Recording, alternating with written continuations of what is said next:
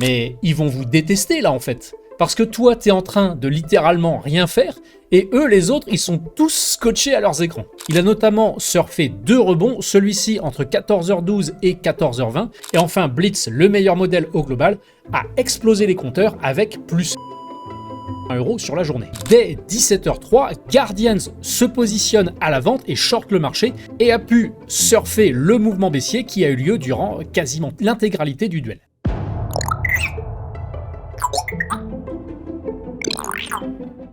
Vendredi dernier, au Salon du Trading à Paris, j'ai participé à un truc historique. Quelque chose qui n'était jamais arrivé en 20 ans d'existence de l'événement. Nos intelligences artificielles ont affronté des traders professionnels en direct sur les marchés, devant une salle remplie et sous le contrôle strict de juges officiels. Pendant que 6 traders humains transpiraient à grosses gouttes devant leurs écrans à essayer de faire des profits, eh bien moi, je mangeais tranquillement un sandwich. J'ai pas ouvert une seule plateforme de trading de toute la journée, j'ai même pas cliqué sur ma souris, car en fait nos IA s'occupaient de tout. Elles analysaient des milliers de points de données, elles prenaient position et géraient les trades. Aujourd'hui, je vous emmène dans les coulisses de cette compétition, on va décortiquer les trades de nos IA round par round, et je vais vous expliquer pourquoi certaines personnes ont adoré ce qu'on a fait, tandis que d'autres ont complètement détesté. Ok, alors tout commence quand André Malpel, l'organisateur du Salon du Trading, nous a invités à participer à leur fameux duel de trading.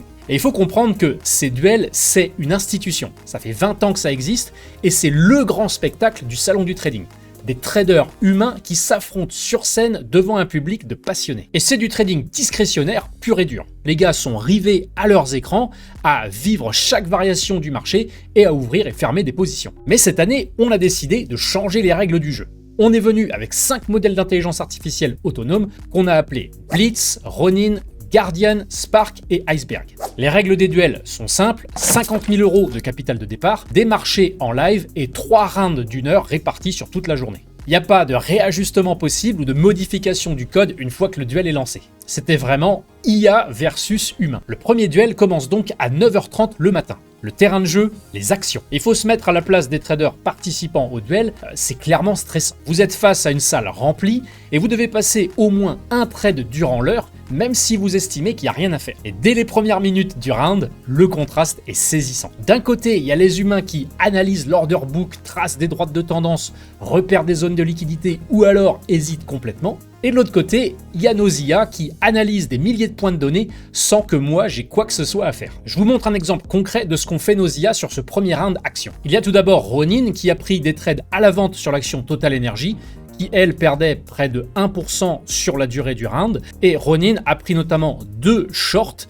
Elle a donc pu surfer, enfin il ou elle, le modèle a pu surfer ce mouvement baissier là, ainsi que celui-ci, avant de clôturer sa position à la fin du round. Blitz, pour sa part, a assez rapidement stacké 3 trades à l'achat sur l'action LVMH, qui a progressé sur la durée du round, et a clôturé ses positions quelques minutes avant la fin du round. Et enfin, l'un de mes trades préférés pris par une IA durant le duel action, c'est Iceberg, qui, en plus d'avoir fait comme Blitz, qui a aussi pris des positions à l'achat sur LVMH, a, pour sa part, pris une position acheteuse sur Ubisoft, proche des points bas de la séance, ce qui lui a permis de profiter du rebond qui a eu lieu par la suite, avant de déboucler sa position quelques minutes avant la fin du round. Fin du premier round, nos IA sont déjà bien en place, elles sont quasiment toutes terminées en profit et ont été capables de capter des bons mouvements et des bonnes configurations qui ont eu lieu sur les marchés actions. Et dès la fin du duel, certaines personnes qui étaient dans le public sont venues me voir et m'ont dit « Mais ils vont vous détester là en fait !» Parce que toi, t'es en train de littéralement rien faire, et eux, les autres, ils sont tous scotchés à leurs écrans. Je suis ensuite allé participer à une conférence et aller sur notre stand pour échanger autour d'Upside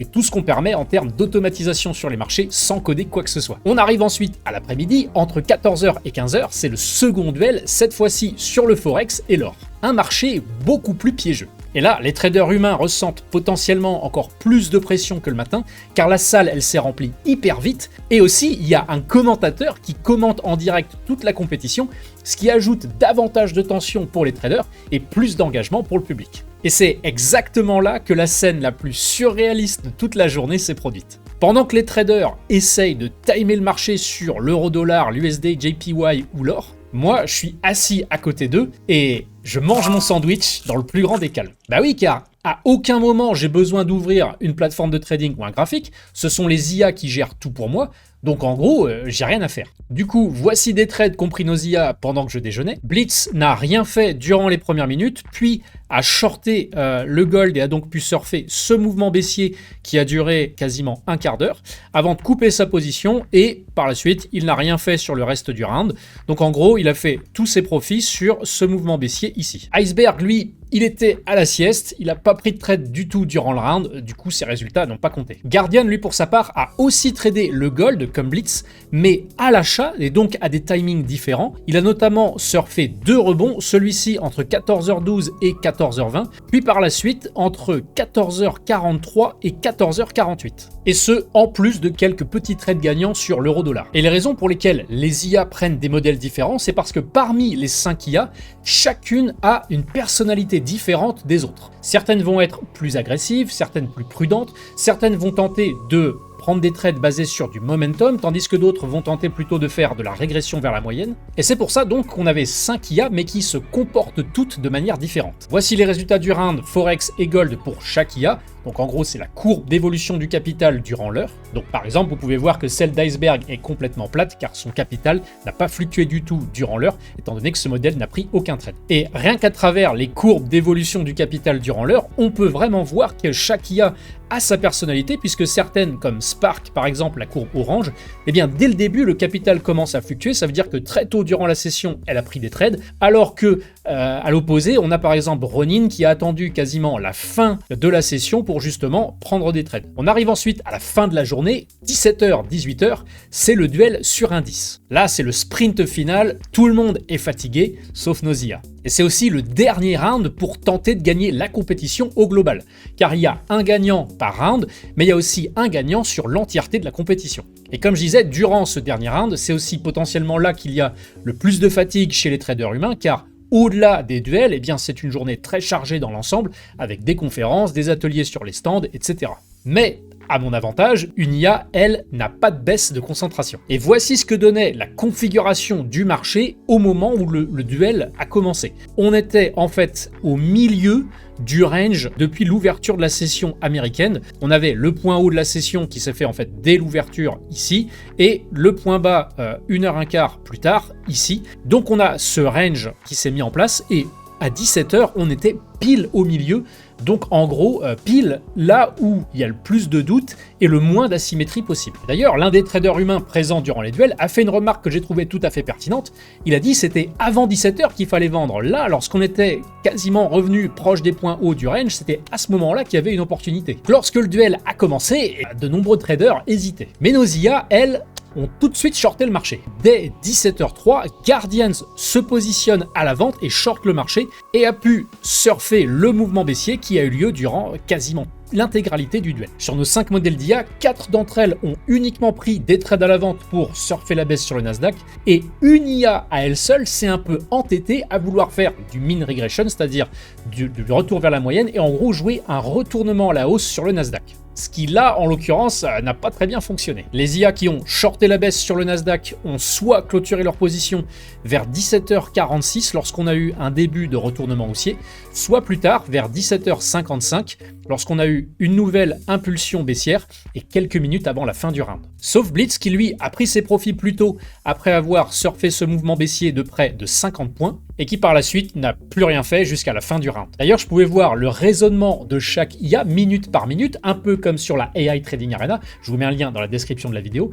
Et je me souviens que Blitz me disait « Je suis en tête parmi les 5 IA, je suis en très bon profit, donc je vais rester cool. » Et comme vous pouvez le voir sur les résultats, Blitz a eu raison puisqu'elle est restée en tête jusqu'à la fin du round. Et cette fois-ci, c'est Ronin qui ne s'est pas mouillé du tout et n'a pas voulu prendre de trade sur l'heure. Donc cette fois, 3 IA sur 5 ont généré de bons profits, une IA, elle, n'a rien fait, et Iceberg, en l'occurrence, comme je vous dis tout à l'heure, s'est un peu entêté à vouloir chercher des achats, ce qui n'a pas très bien fonctionné. Et c'est donc la seule IA à avoir terminé le duel indice en négatif. Je vous rappelle que chaque trade a été communiqué à un arbitre et vérifié par les juges, et voici le verdict final pour nos 5 IA sur les 3 rounds de la journée. Avec leur capital de départ de 50 000 €, Iceberg termine à plus 140 €, Spark fait plus 346 €, Guardian monte à plus 460 €, et ensuite on passe aux 2 poids lourds de la journée.